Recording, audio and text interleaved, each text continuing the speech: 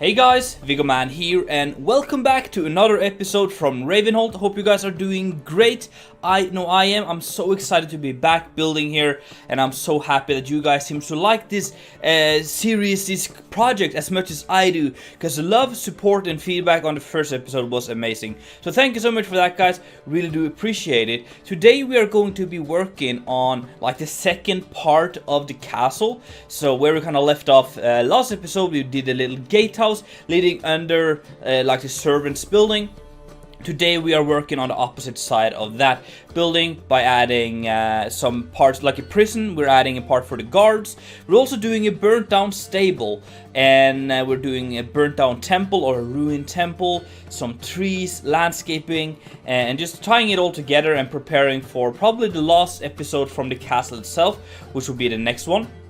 So that is really cool. Very happy with how this is turning out. Last video I mostly talked about the lore, or I presented you the history of how this castle became how it is today. So in today's episode I'd rather maybe explain a little bit of what I kind of put into that, or how I imagine this, because obviously you can kind of see it already, but I want this castle to look like a ruined castle that once was pretty cool, pretty nice and wealthy, but it was never like the Krasberg castle. It was never like those super posh castles, because the area we're in is very poor in general. So it was a very high standard castle in the Mudderland, which is where this is located. But compared to Krasberg or Seafort or stuff like that, it was a poor castle. So keep that in mind when we're building this. And also, the history I presented, I imagine happened like 10 to 20 years ago, and now the Lord Dennis, which was the guy, the biggest simp as you guys call him, who killed everyone, is basically sitting here all alone now, with only a few servants and some guards and some family running like the bakery and stuff, and is super miserable alone in his big castle that is completely ruined. And that's kind of the vibe I am trying to create here. But let's finish off the time lapse for today, and then we're going to take it for a little bit of a tour.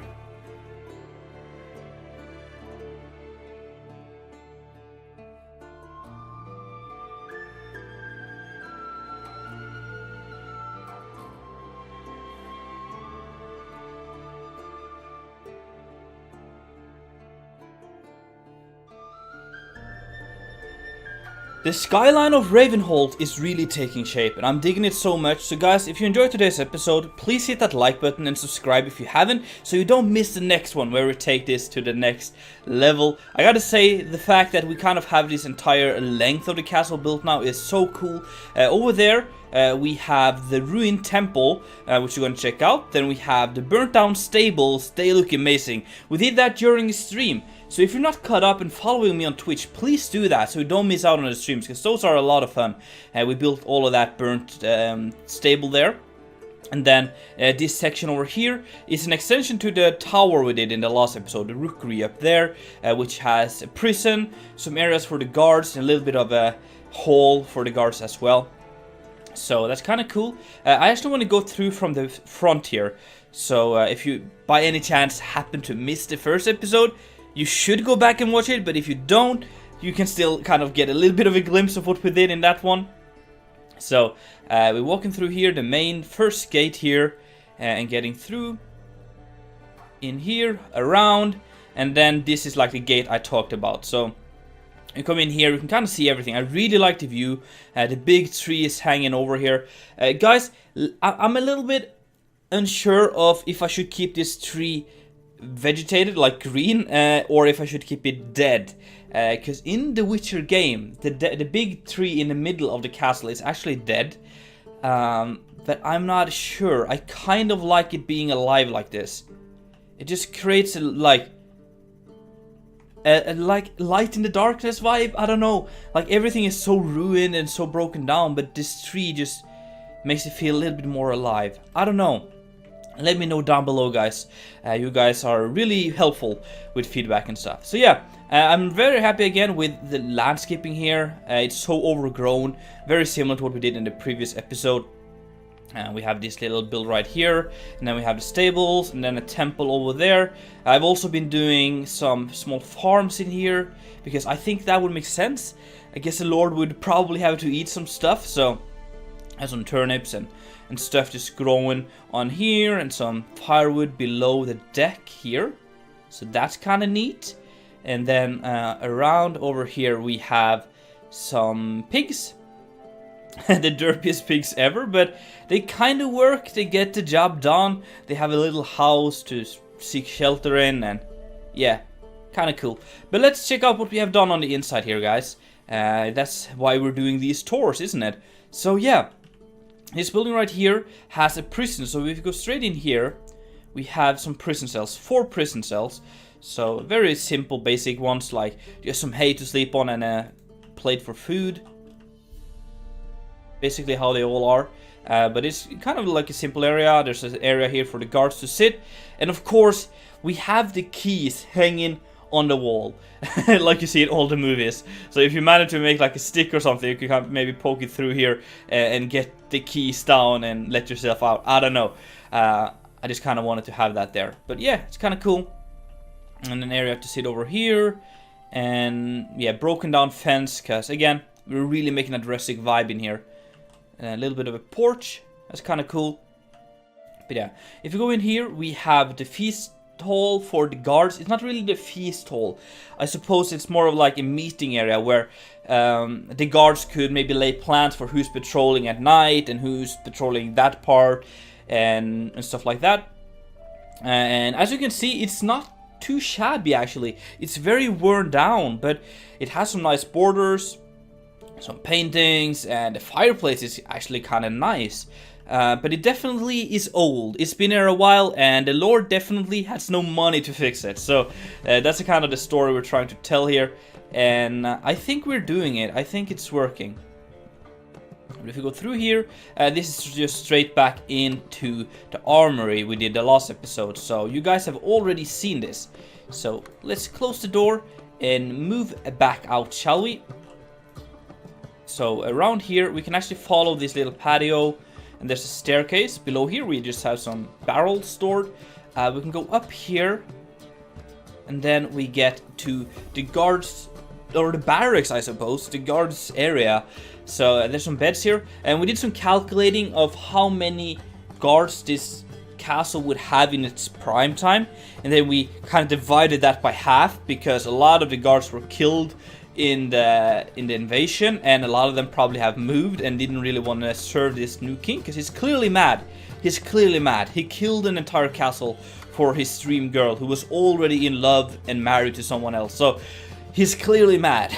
So as you can see, most of the beds are actually empty.